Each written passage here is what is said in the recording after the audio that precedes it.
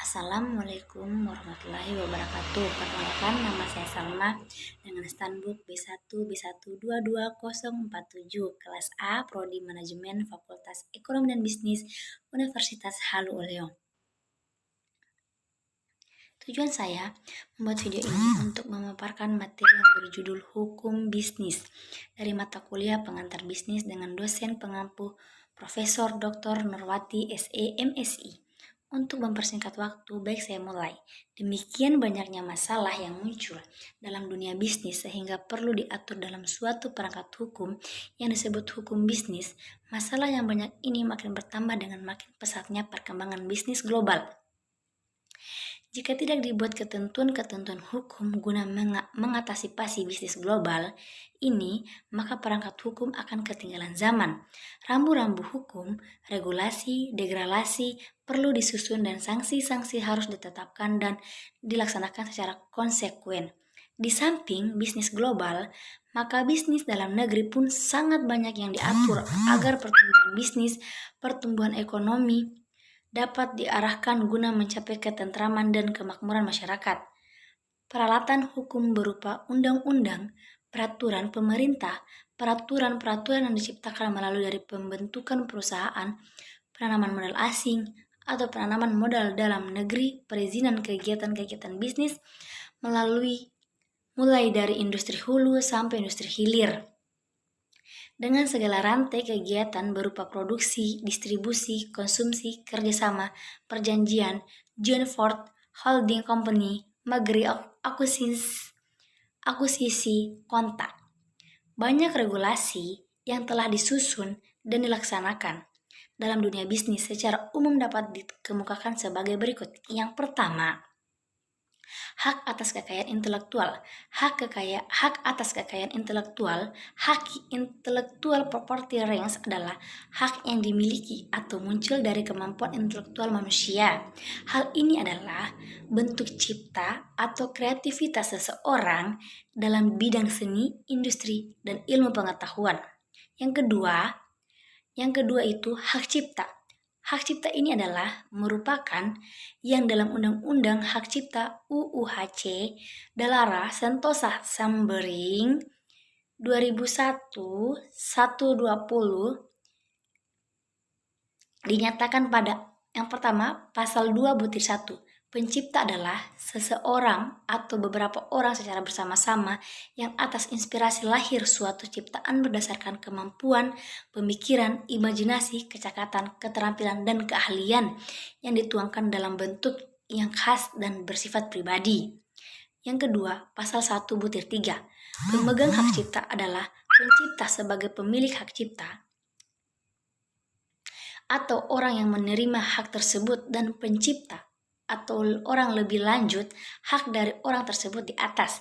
Lain yang menerima lebih lanjut hak dari orang tersebut di atas hak di atas. Yang ketiga itu hak merek. Dasar hukum merek ini diatur dalam Undang-Undang Nomor 19 Tahun 1992. Juga dalam Undang-Undang Nomor 14 Tahun 1997 tentang merek, pasal 1 butir 1 menyatakan merek adalah tanda yang berupa gambar, nama, kata, huruf-huruf, angka-angka, susunan warna, atau kombinasi dari unsur-unsur tersebut yang memiliki daya pembeda dan digunakan dalam kegiatan perdagangan barang atau jasa. Pasal 1 butir 2, merek dagang adalah merek yang digunakan pada barang yang diperdagangkan oleh seseorang atau beberapa orang secara bersama-sama. Badan hukum membedakan dengan berbagai jenis lainnya. Pasal 1 butir 3. Merek jasa adalah merek yang digunakan pada jasa yang diperdagangkan oleh seseorang atau beberapa orang secara bersama-sama, atau badan hukum untuk membedakannya dengan jasa sejenis lainnya. Pasal 3. Hak atas merek adalah hak khusus yang diberikan negara kepada pemilik merek yang terdaftar dalam daftar umum merek jangka waktu tertentu, menggunakan sendiri merek tersebut atau memberi izin kepada seseorang atau beberapa orang secara bersama-sama atau badan hukum untuk menggunakannya. Pasal-pasal selanjutnya menyangkut pembacaan, penyuaraan, perbanyakan masalah izin. Dalam undang-undang ini, ciptaan yang dilindungi adalah ciptaan dalam bidang ilmu pengetahuan, seni, sastra yang meliputi karya buku, program komputer, karya tulis, ceramah ilmiah, dan lagu, musik, tari, pertunjukan, karya siaran, seni, arsitektur, dan fotografi. Merek ini harus didaftar di kantor merek agar mendapat perlindungan hukum, tidak dapat ditiru oleh orang lain. Kantor merek dapat menolak permintaan pendaftaran merek yang mempunyai persamaan dan pokoknya atau keseluruhannya dengan merek yang sudah terkenal merek orang lain. Untuk beberapa atau jasa sejenis, jangka waktu perlindungan merek adalah 10 tahun dan dapat diperpanjang. Sanksi hukum bagi pelanggar merek ini ialah kurang 7 tahun atau denda paling banyak sebesar 100 juta rupiah. Yang keempat itu hak cipta. Dasar hukum paten diatur dalam Undang-Undang Nomor 6 Tahun 1989. Undang-Undang Nomor 13 Tahun 1997 tentang paten, Pasal 1 butir 1 menyatakan paten adalah hak khusus yang diberikan negara kepada penemu atas hasil temuannya di bidang teknologi untuk selama waktu tertentu melaksanakan sendiri penemuannya tersebut atau memberikan persetujuan kepada orang lain untuk melaksanakannya. Penemuan ini dapat berupa produk atau proses yang baru mempunyai nilai guna praktis. Perlindungan hak paten selama 20 tahun terhitung sejak penerimaan permintaan paten. Di sini saya akan membahas peraturan menyangkut internal bisnis. Ketentuan-ketentuan yang diatur oleh undang-undang hukum dagang antara lain ialah kewajiban pengusaha untuk membuat pembukuan yang akan digunakan untuk pemeriksaan bila diperlukan. Juga pengusaha diharuskan menyimpan segala dokumen perusahaan. Yang kedua, peraturan tentang bentuk usaha. Peraturan ini adalah menyangkut masalah pendirian dan segala bentuk perizinan formal yang diperlukan bagi perusahaan, perseroan, firma, CV, PT, koperasi, yayasan. Untuk itu dibuat peraturan tersendiri menyangkut permodalan para pendiri, para penanggung jawab, ekspektasi, reorganisasi, kepanitiaan. Juga diatur tentang BUMN, perjam, perum, persereo, usaha kecil, usaha menengah, konglomerat. Yang ketiga, berbagai peraturan.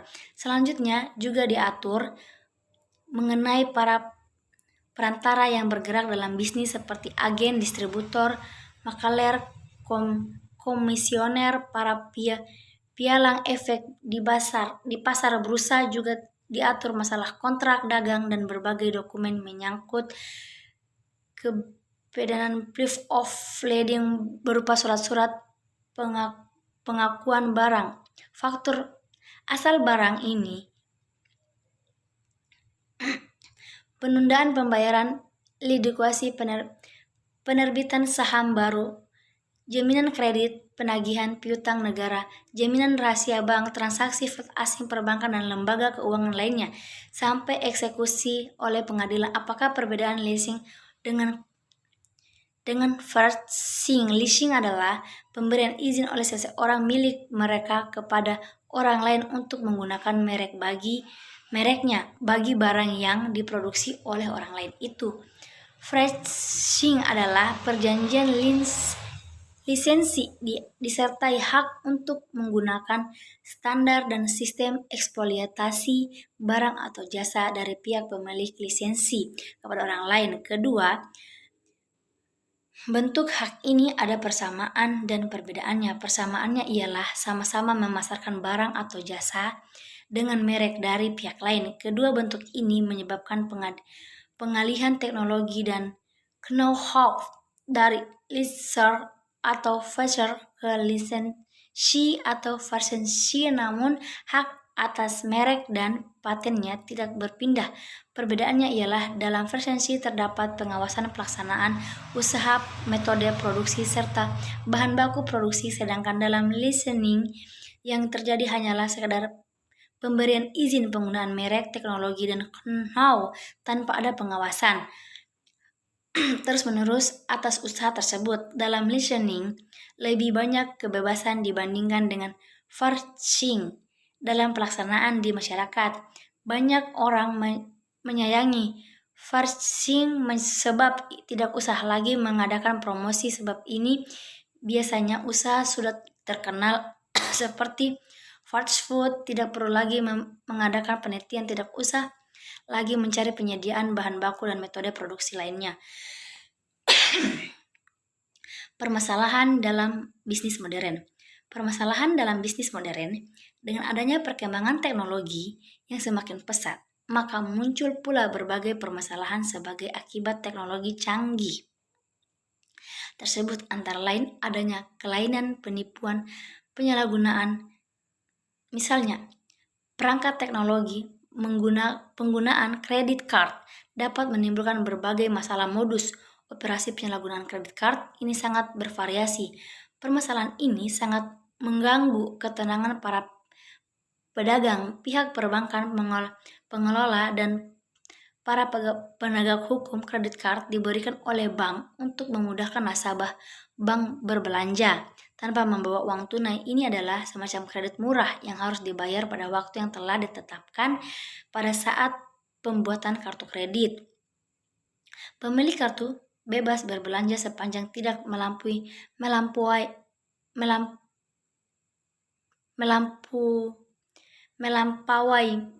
limit kredit yang telah diterapkan. Hal yang sering terjadi dalam penyalahgunaan kartu kredit ini seperti yang diuraikan Retno Wulan. Yang pertama, kartu palsu. Ini mungkin dilakukan oleh pihak bank sendiri. Sedikit pihak penerima kartu atau pedagang terjadi kartu palsu ini bisa melalui sedikit yang memperoleh nomor kartu untuk dicetak pada kartu palsu. Data pemilik kartu diperoleh dari pemegang atau dari oknum bank insider. Kemudian kartu tersebut dibelanjakan ke toko yang sudah dikenal dan oleh para sindikat. Jadi semacam kerjasama. Yang kedua, re-emotion. Sumber terjadinya re-emotion ini adalah pemegang oknum bank insider. Ciri dari resort ialah terdapat bekas tindasan dari data lama. Pekerjaan re-emotion ini dilakukan oleh para sindikat. Ketiga, kartu hilang atau kecurian. Ini disebabkan oleh kelalaian pemilik kartu dan sengaja oleh pemilik. Jika kartu disengaja pura-pura hilang dan dilaporkan ke polisi, tapi si pemilik tetap saja berbelanja menggunakan kartu tersebut selama 1-2 hari setelah dilaporkan. Keempat, kartu digunakan oleh orang lain, misalnya oleh teman, pedagang, atau card service.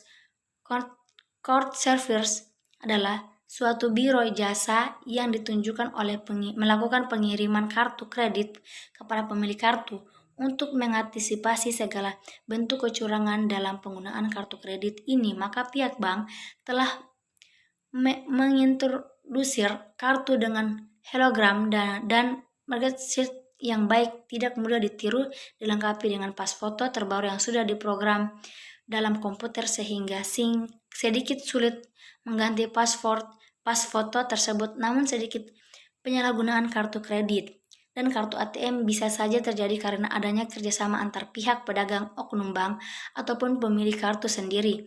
Permasalahan dalam transaksi, penggunaan giro, bilet, cek kosong, giro, bilet kosong baik karena dananya belum ada atau sengaja digunakan untuk penipuan.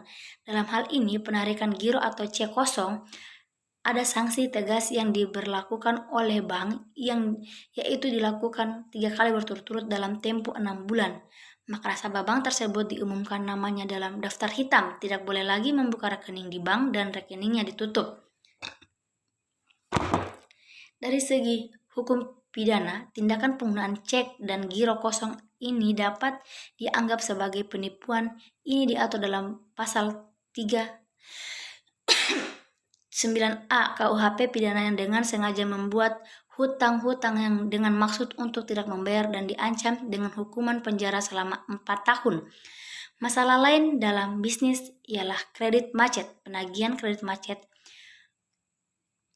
ajak piutang mengalihkan penagihan piutang kepada orang lain, lembaga lain, sewa-sewa kredit dengan jaminan hipotek. Cukup sekian penjelasan dari saya tentang pemaparan materi saya tentang hukum bisnis. Lebih dan kurangnya mohon dimaafkan. Saya akhiri dengan ucapan wabillahi taufiq. Wassalamualaikum warahmatullahi wabarakatuh.